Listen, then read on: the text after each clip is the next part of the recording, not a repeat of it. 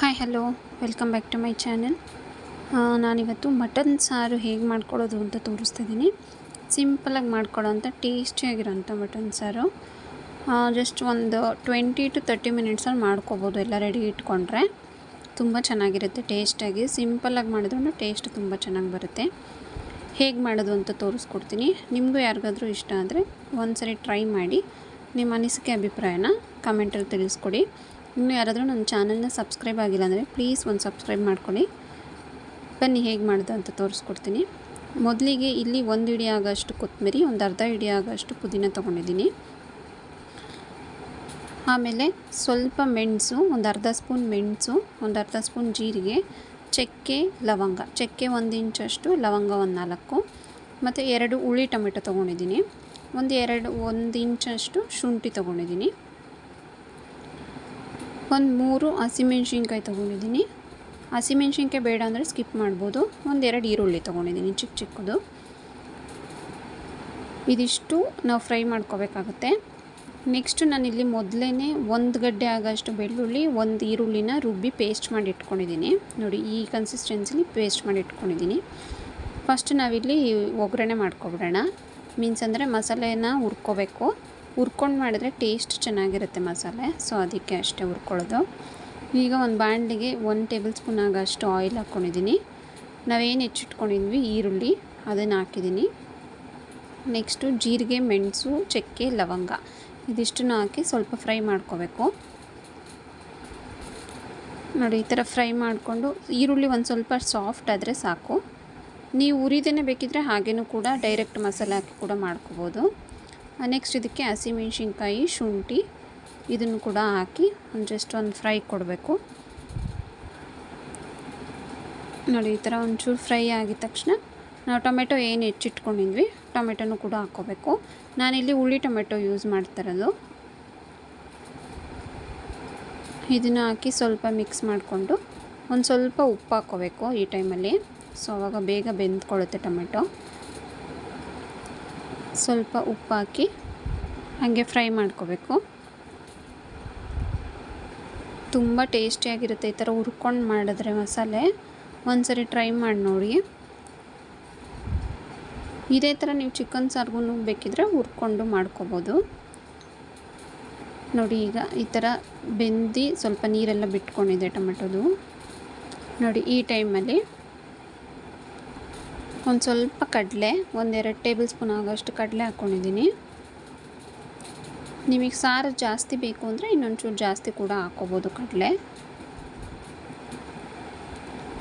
ಹಾಗೆ ಒಂದು ಅರ್ಧ ಸ್ಪೂನಷ್ಟು ಗಸಗಸೆ ಹಾಕ್ಕೊಂಡಿದ್ದೀನಿ. ಇಲ್ಲಿ ನೀವು ಏಲಕ್ಕಿ ಬೇಕು ಅಂದರೂ ಹಾಕ್ಕೋಬೋದು. ನಾನಿಲ್ಲಿ ಏಲಕ್ಕಿ ಏನು ಹಾಕಿಲ್ಲ. ಸೊ ಅದಕ್ಕೆ ಇಷ್ಟು ಫ್ರೈ ಮಾಡಿಕೊಂಡು ಇದಕ್ಕೆ ಒಂಚೂರು ಮಟನ್ ಮಸಾಲ ಹಾಕ್ಕೊಂಡಿದ್ದೀನಿ. ಅದು ಸ್ಕಿಪ್ ಆಗಿಬಿಟ್ಟಿದೆ ವೀಡಿಯೋ.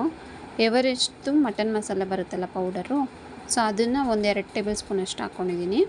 ಸೊ ಈಗ ಫ್ಲೇಮ್ ಆಫ್ ಮಾಡಿಬಿಟ್ಟು ಇದನ್ನು ಆರಕ್ಕೆ ಬಿಟ್ಬಿಡಬೇಕು. ನೆಕ್ಸ್ಟ್ ಇವಾಗ ಮಟನ್ನು ಒಗ್ಗರಣೆ ಮಾಡ್ಕೋಬೇಕು.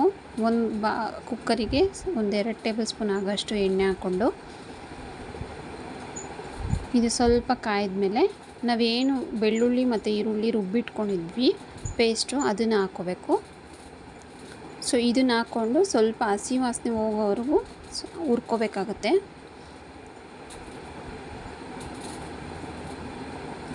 ನೋಡಿ, ಇದಿಷ್ಟು ಹಾಕ್ಕೊಂಡಿದ್ದೀನಿ. ಸೊ ಈ ಥರ ಮಾಡೋದ್ರಿಂದ ಸ್ವಲ್ಪ ಟೇಸ್ಟ್ ತುಂಬ ಚೆನ್ನಾಗಿರುತ್ತೆ. ನೋಡಿ, ಇದನ್ನು ಹಸಿ ವಾಸನೆ ಹೋಗೋವರೆಗೂ ಸ್ವಲ್ಪ ಹುರ್ಕೋಬೇಕು. ಈ ಟೈಮಲ್ಲಿ ಒಂದು ಸ್ವಲ್ಪ ಅರಿಶಿನ ಹಾಕ್ಕೊತೀನಿ. ನೋಡಿ, ಒಂದು ಸ್ವಲ್ಪ ಅರಿಶಿನ ಹಾಕ್ಕೊಂಡು ಹುರ್ಕೋಬೇಕು. ಇದು ಹಸಿ ವಾಸನೆ ಹೋದ್ಮೇಲೆ ನಾವು ಮಟನ್ ನಾನಿಲ್ಲಿ 1.5 kg ಆಗೋಷ್ಟು ಮಟನ್ ತೊಗೊಂಡಿದ್ದೀನಿ. ಸೊ ನಾವು ಮಟನ್ ತಂದರೆ ಬರೀ ಸಾರು ಅಷ್ಟೇ ಮಾಡ್ತೀವಿ, ಬಿರಿಯಾನಿ ಎಲ್ಲ ಏನೂ ಟ್ರೈ ಮಾಡಿಲ್ಲ. ನೋಡೋಣ, ನೆಕ್ಸ್ಟು ಯಾವುದಾದ್ರೂ ಟ್ರೈ ಮಾಡಿದ್ರೆ ರೆಸಿಪಿ ಶೇರ್ ಮಾಡ್ತೀನಿ. ಸೊ ಇವಾಗ ಇದನ್ನು ಹಸಿ ವಾಸನೆ ಹೋಗೋವರೆಗೂ ಸ್ವಲ್ಪ ಹಾಗೆ ಫ್ರೈ ಮಾಡ್ಕೋಬೇಕು. ಏಕೆಂದರೆ ನಾವು ಹಸಿದೇ ರುಬ್ಬಿರ್ತೀವಲ್ವ, ಸೊ ಅದಕ್ಕೋಸ್ಕರ ಅಷ್ಟೇ ಇವಾಗ ಸ್ವಲ್ಪ ಫ್ರೈ ಮಾಡ್ಕೋಬೇಕು.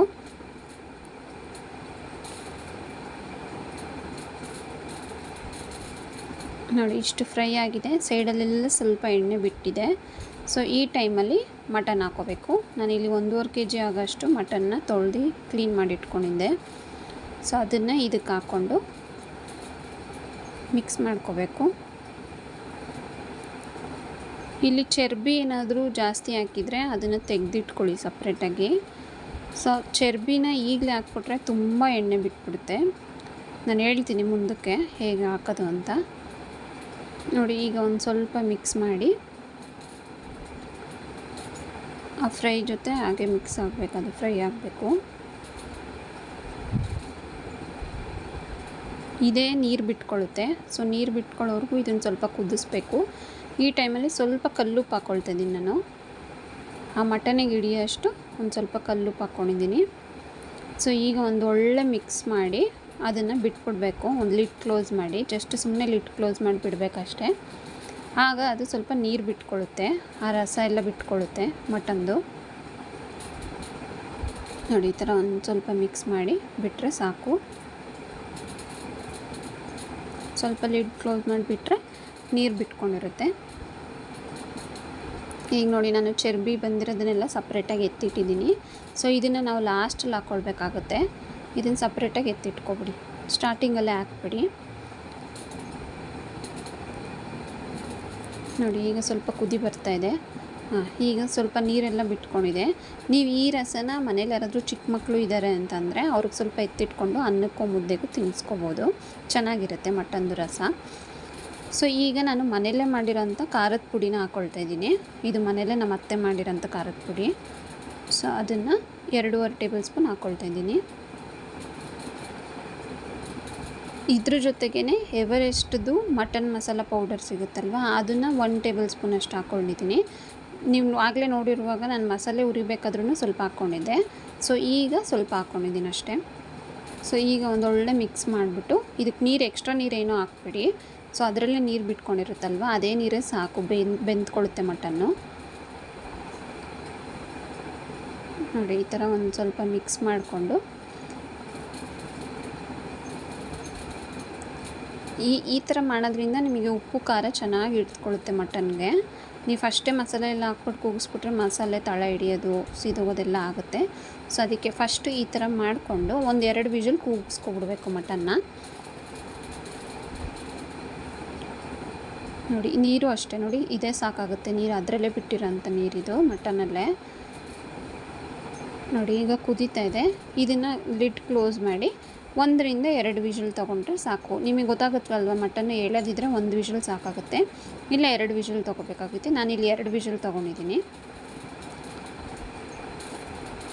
ನೆಕ್ಸ್ಟ್ ಇದಕ್ಕೆ 1 ಬೌಲ್ ಆಗೋಷ್ಟು ತೆಂಗಿನಕಾಯಿ, ಆಗಲೇ ಮಸಾಲೆ ಏನು ಹುರ್ಕೊಂಡಿದ್ವಿ, ತೆಂಗಿನಕಾಯಿ ಮತ್ತು ಇದನ್ನೆಲ್ಲ ಹಾಕ್ಕೊಂಡು ರುಬ್ಕೊಂಡು ಮಸಾಲೆ ರೆಡಿ ಮಾಡಿ ಇಟ್ಕೋಬೇಕು. ಇದ್ರ ಜೊತೆ ಕೊತ್ತಂಬರಿ ಪುದೀನ ಕೂಡ ಹಾಕ್ಕೊಂಡಿದ್ದೀನಿ. ಈ ವಿಷಲ್ ಬರೋ ಅಷ್ಟೊತ್ತಲ್ಲೇ ಅದನ್ನು ಕೂಡ ರೆಡಿ ಮಾಡಿ ಇಟ್ಕೊಂಡ್ರೆ ವಿಷಲ್ ಪ್ರೆಷರ್ ಹೋಗಿದ ತಕ್ಷಣ ಅದನ್ನು ಹಾಕ್ಕೊಂಡು ಮಿಕ್ಸ್ ಮಾಡ್ಕೋಬೋದು. ನೋಡಿ, ಈ ಥರ ಆಗಿದೆ. ನೋಡಿ, ಈಗಲೇ ಎಷ್ಟು ಎಣ್ಣೆ ಬಿಟ್ಟಿದೆ. ನಾವಿನ್ನೂ ಚರ್ಬಿನೂ ಏನಾದರೂ ಈಗಲೇ ಹಾಕ್ಬಿಟ್ಟಿದ್ದಿದ್ರೆ ಇನ್ನೂ ಎಣ್ಣೆ ಬಿಟ್ಬಿಟ್ಟಿರೋದು. ಸೊ ಅದಕ್ಕೆ ಚರ್ಬಿನ ನಾವು ಲಾಸ್ಟಲ್ಲಿ ಹಾಕ್ಕೊಳ್ಬೇಕು. ನೋಡಿ, ಈಗ 1.25% ಅಷ್ಟು ಬೆಂದಿದೆ. ಸೊ ಈ ಟೈಮಲ್ಲಿ ನಾವು ಮಸಾಲೆ ಏನು ರುಬ್ಬಿಟ್ಕೊಂಡಿದ್ವಲ್ವ, ನೋಡಿ ಈಗ ಗ್ಯಾಸ್ ಆನ್ ಮಾಡಿಕೊಂಡು ಮಸಾಲೆ ರುಬ್ಬಿಟ್ಕೊಂಡಿದ್ವಲ್ಲ ಅದನ್ನು ಇದಕ್ಕೆ ಹಾಕಬೇಕು.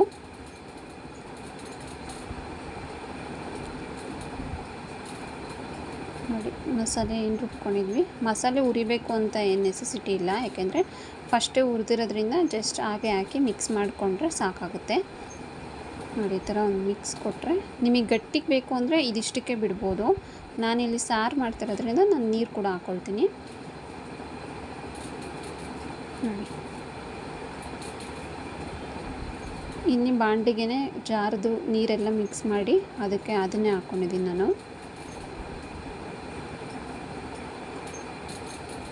ಮಟನ್ ಇನ್ನೂ 1 ವಿಷಲ್ ಕೂಗಿಸ್ಕೋಬೇಕು.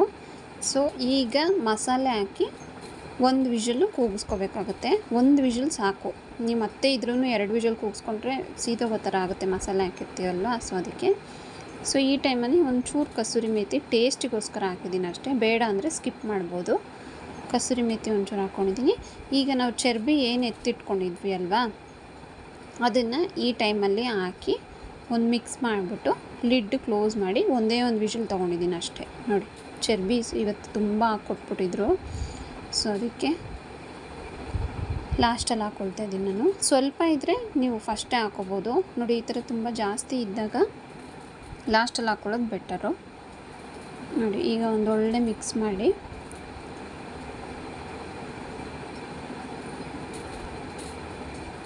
ನೋಡಿ ಈ ಥರ ಕನ್ಸಿಸ್ಟೆನ್ಸಿಲಿ ಇಟ್ಕೊಂಡಿದ್ದೀನಿ ನಾನು. ನಿಮ್ಗೆ ಇನ್ನೂ ನೀರು ಬೇಕಂದರೆ ನೀರು ಹಾಕ್ಕೋಬೋದು, ಇಲ್ಲ ನಮಗೆ ಗ್ರೇವಿ ಬೇಕು ಅಂದರೆ ನೀರು ಹಾಕ್ಕೊಳ್ದಲೆ ಹಂಗೆ ಒಂದೇ ಒಂದು ವಿಷಲ್ ಕೂಗಿಸಿದ್ರೆ ಮಟನ್ ಗ್ರೇವಿ ಕೂಡ ರೆಡಿ ಆಗುತ್ತೆ.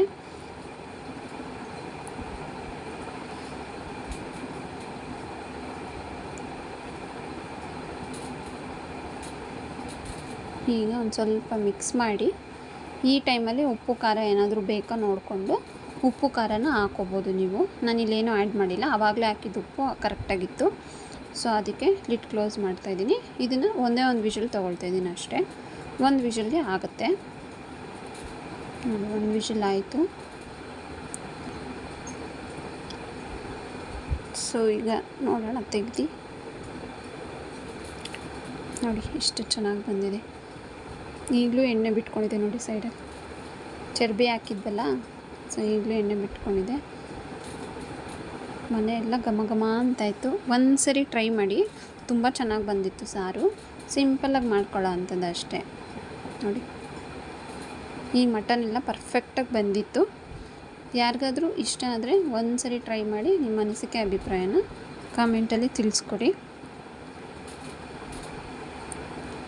ನೋಡಿ, ಈ ಕನ್ಸಿಸ್ಟೆನ್ಸಿಲಿ ಇಟ್ಕೊಂಡಿದ್ದೀನಿ ಸಾರು. ನಿಮ್ಗೆ ಬೇಕಂದರೆ ಗಟ್ಟಿ ಕೂಡ ನೀವು ಮಾಡ್ಕೋಬೋದು. ನೋಡಿ, ಮಟನ್ನು ಅಷ್ಟೇ ತುಂಬ ಚೆನ್ನಾಗಿ ಬೆಂದಿತ್ತು. ಸಾರು ಕೂಡ ತುಂಬ ಟೇಸ್ಟಿಯಾಗಿ ಚೆನ್ನಾಗಿತ್ತು. ಉಪ್ಪು ಖಾರ ಎಲ್ಲ ಕರೆಕ್ಟಾಗಿತ್ತು. ಒಂದು ಸರಿ ಯಾರಿಗಾದರೂ ಮಾಡಬೇಕು ಅನ್ಸಿದ್ರೆ ಒಂದು ಸರಿ ಟ್ರೈ ಮಾಡಿ ನೋಡಿ. ನನ್ನ ಚಾನಲ್ನ ಸಬ್ಸ್ಕ್ರೈಬ್ ಮಾಡ್ಕೊಂಡು ನೋಡಿ. Thank you.